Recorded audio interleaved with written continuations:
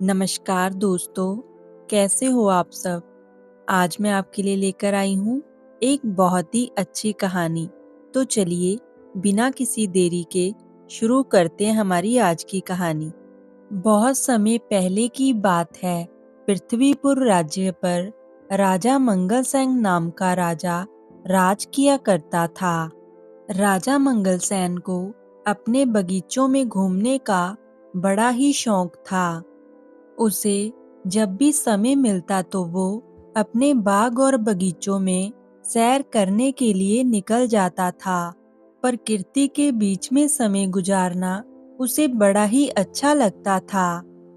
एक दिन वह जब अपने शानदार बगीचे की सैर कर रहा था तो उसने देखा कि एक बारहसिंगा उसके बगीचे में घुस आया है और वह इधर उधर दौड़कर बाग में लगे फूलों और पौधों को तहस नहस कर रहा था। राजा को अपने बगीचे में लगे हुए फूल और पौधों से बड़ा ही लगाव था। यह दृश्य देखकर राजा आग बबूला हो गया। राजा मंगलसेन ने तुरंत ही अपने सैनिकों को आवाज लगाई कि वह बारहसिंगा को पकड़े और राजा खुद भी उसका पीछा करते हुए उसे पकड़ने लगा। बारहसिंगा अब बगीचे के बाहर आ गया और राजा ने भी उसके पीछे अपना घोड़ा दौड़ा दिया। मंगलसेन उस बारहसिंगा का पीछा करते करते अपने राज्य की अंतिम सीमा तक आ गया, परंतु वह बारहसिंगे को ना पकड़ सका। उछलता कूदता बारहसिंगा उसकी आंखों से ओझल हो गया।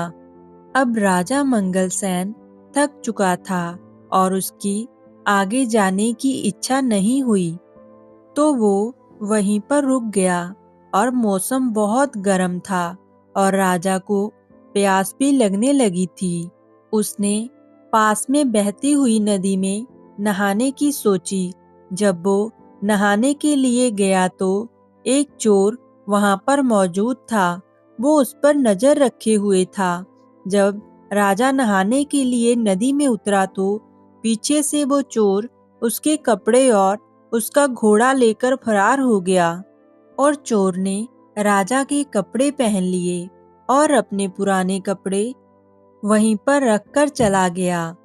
राजा की अब बहुत ही खराब हालत हो गई थी। अब वो क्या करता? और वो सोचने लगा कि अब वो अपने घोड़े और अपने कपड़ों के बिना अपने राजमहल में कैसे जाएगा। अगर वो गया तो लोग उसकी हंसी उड़ाएंगे। राजा ने वहां पर पड़े हुए चोर के वो पुराने कपड़े पहन लिए और अपने पड़ोसी राज्य में घूमने का विचार कर कर अपनी राज्य की सीमा को पार कर कर दूसरे राज्य में चले गए। बहुत दूर तक राजा मंगलसेन चोर के पहने हुए कपड़ों में घूमता रहा और तभी उसकी नजर झाड़ियों में चमकती हुई एक वस्तु पर पड़ी। राजा ने तुरंत ही वो वस्तु उठा ली। वो वस्तु एक चमकता हुआ हीरों का हार था और वो भी कीमती हीरों का हार।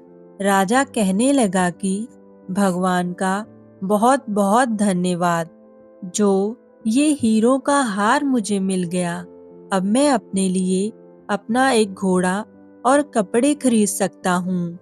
चलो अब इसे बाजार में चलकर बेचने की कोशिश करता हूँ। चलते चलते वह अब पड़ोसी राज्य के बाजार में जा पहुंचा। वहां वो एक सुनियार की दुकान में गया और उससे कहने लगा कि सेठ जी, क्या आप मुझसे एक हीरो का हार खरीदोगे? मेरे पास बेचने के लिए एक कीमती हार है।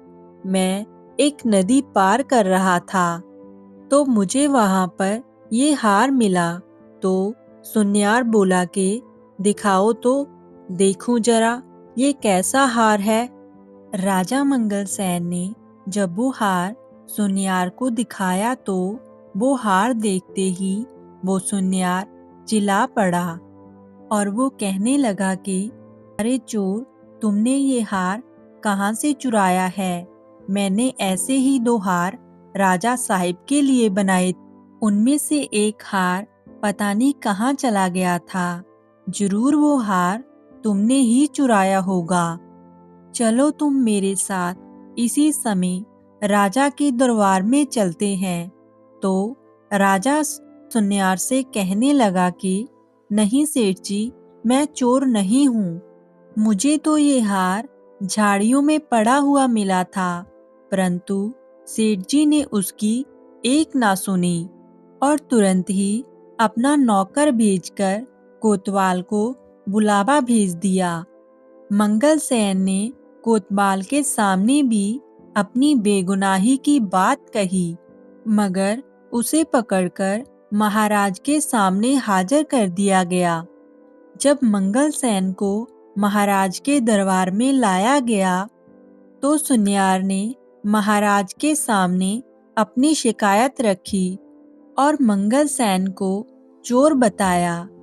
राजा ने मंगल सेन का पक्ष सुने बिना ही कहा, क्योंकि ये सुन्यार हमारे राज्य का एक अच्छा व्यापारी है, तो इसकी बात एकदम सच्ची मानी जाएगी, जबकि ये व्यक्ति हमें एक घुसपैठिया मालूम पड़ता है और इसलिए इसे चोरी के इल्जाम में कारागार में डाल दिया जाए और ठीक 3 दिन के बाद इसके हाथ काट दिए जाएंगे और यही हमारे राज्य का कानून है।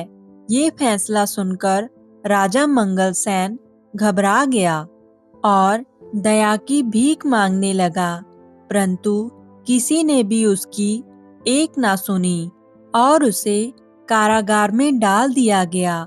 इस राज्य का राजा जितना ही कठोर और अन्यायी था, उसकी रानी उतनी ही दयालु थी। जब रानी को ये सारी बात मालूम पड़ी तो उसने राजा से कहा, महाराज, आप इतना बेरहम हुक्म कैसे दे सकते हैं, जबकि इस मामले में कोई गवाह भी पेश नहीं किया गया और ना ही आपने उस अपराधी को अपना पक्ष रखने दिया। ये सुन्यार तो होते ही चालाक हैं। आप तो ये बात अच्छे से जानते हैं कि ये पैसे के लिए कितना झूठ बोलते हैं और धोखा देते हैं। सच कहूँ तो मुझे उस आदमी की बात पर पूरा विश्वास है। राजा ने उससे कहा कि तुम जुबान संभाल कर बात करो। तुम्हें राजकाज के मामलों में दखल देने का कोई हक नहीं है। रानी बोली कि अब मैं चुप नहीं रहूंगी, क्योंकि कुछ दिनों से मैं आपका ये दरबार के प्रति खराब व्यवहार देख रही हूँ। आपके सलाहकार और आपके मंत्री आपसे नाखुश हैं और आपकी जनता भी आपसे विद्रोह करने को तैयार है। अगर आप इसी रास्ते पर चलते रहे तो आपका सारा राज्य बर्बाद हो जाएगा। रानी की ये बातें सुनकर महाराज का गुस्सा और भी ज्यादा बढ़ गया, मानो कि इन बातों ने बलती आग में घी डाल दिया हो। तो राजा ने रानी से कहा कि ठीक है, अगर तुम्हें उस व्यक्ति से इतनी हमदर्दी है तो मैं तुम्हें भी उसी के पास पहुंचा देता हूँ। राजा ने अपने सैनिकों को आदेश दिया कि रानी को भी उसी चोर के पास कारागार में डाल दिया जाए। सैनिक ये बात सुनकर चौंक गए। वो चाहते तो नहीं थे, पर उन्हें मजबूरी में राजा की आज्ञा का पालन करना पड़ा। सैनिकों ने रानी को राजा मंगल सिंह के साथ उसी कारागार में डाल दिया। मंगल सेन ने जब रानी को अपने साथ कारागार में देखा तो वो आश्चर्यचकित रह गया। रानी ने मंगल सेन को पूरी बात बताई। अब राजा और रानी को एक दूसरे के साथ हमदर्दी हो गई थी। वो पूरी रात उन दोनों ने जागकर बिताई। कारागार के कुछ सैनिक रानी के वफादार थे, जबकि वो महाराज से नाखुश थे। अगली रात रानी राजा मंगल सेन को साथ में लेकर अपने सैनिकों की मदद के साथ जेल से फरार हो गई। दोनों भागकर राज्य से दूर एक जंगल में जा पहुंचे और एक झोपड़ी बनाकर उस जंगल में रहने लगे। मंगल सिंह को उस कारागार में बहुत सारी यातनाएं दी गई थी, जिसकी वजह से वो अस्वस्थ रहने लगा था। रानी ने उसकी बहुत अच्छे तरीके से सेवा की जब तक कि मंगल पूरी तरीके से ठीक नहीं हो गया। जल्दी ही रानी मंगल सेन को पसंद करने लगी और राजा मंगल सेन ने भी रानी के प्यार का बदला प्यार से ही दिया और दोनों ने विवाह कर लिया। मंगल सेन अब जंगल से लकड़ियां काटकर लाता और उन्हें बाजार में बेच आता। इससे वो अपना जीवन निर्वाह करने लगे।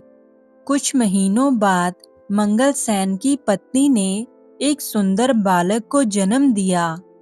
एक दिन की बात है जब मंगल सेन की पत्नी जंगल में फल तोड़ने गई हुई थी और उसका पति और बच्चा घर पे सोए हुए थे। अपने बच्चे को वो मंगल सेन की निगरानी में घर पर छोड़कर गई थी। घुटनों के बल चलते चलते बच्चा नजदीक के ही एक कुएं के पास जा पहुंचा और वह कुएं में गिर गया। और जब मंगल सेन की आंख खुली तो बच्चे को वहां ना पाकर वो बहुत ही नाखुश हुआ।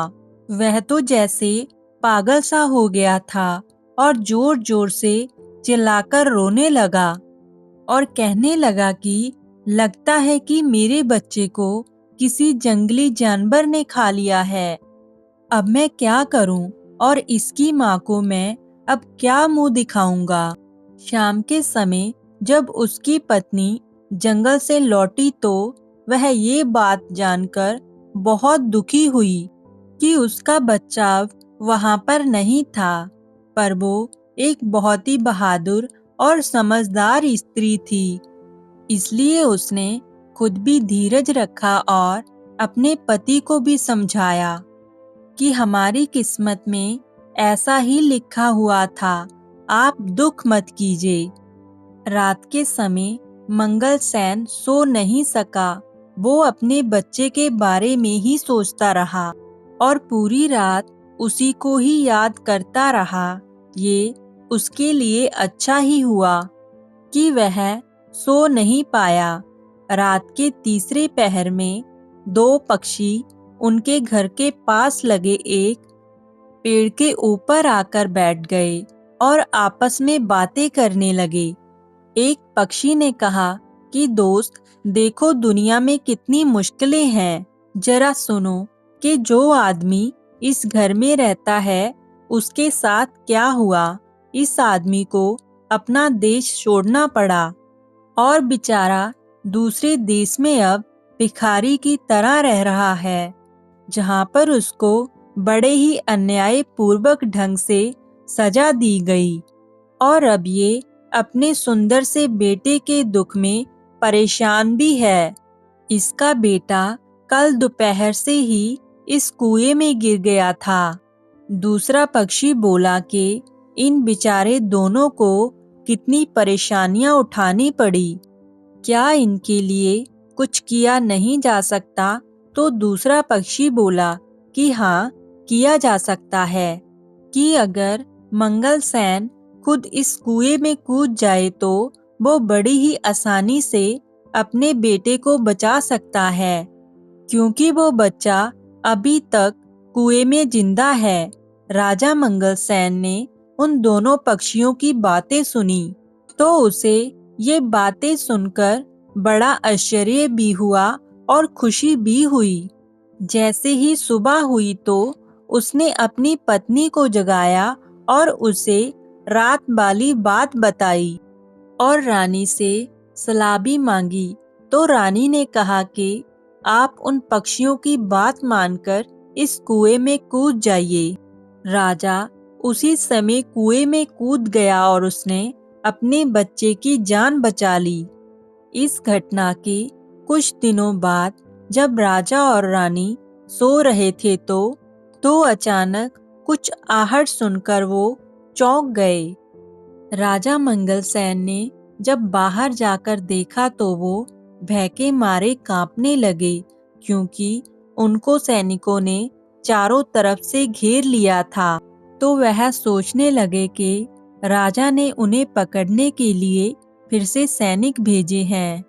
परंतु तभी राजा मंगलसेन का एक पुराना मंत्री उनके सामने आया और अपने राजा को प्रणाम करते हुए कहा कि महाराज, आखिर हमने आपको ढूंढ ही लिया।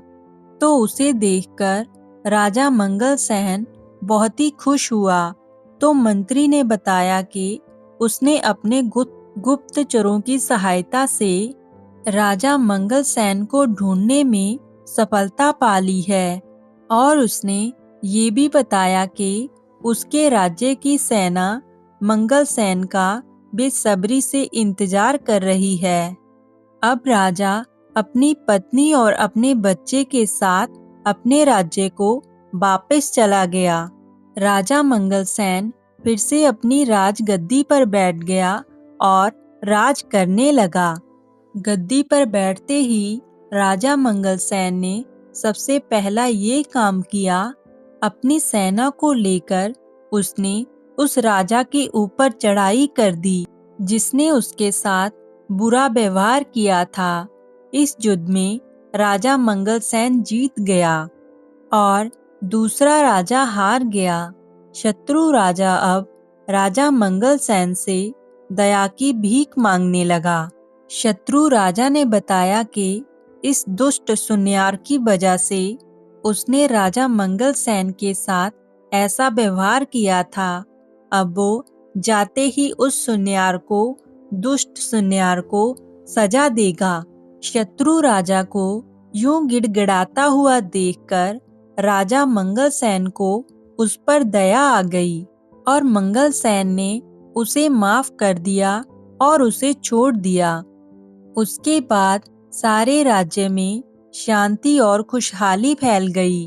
राजा मंगलसेन अब अपनी पत्नी और अपने बच्चे के साथ एक खुशहाल जीवन बिताने लगा।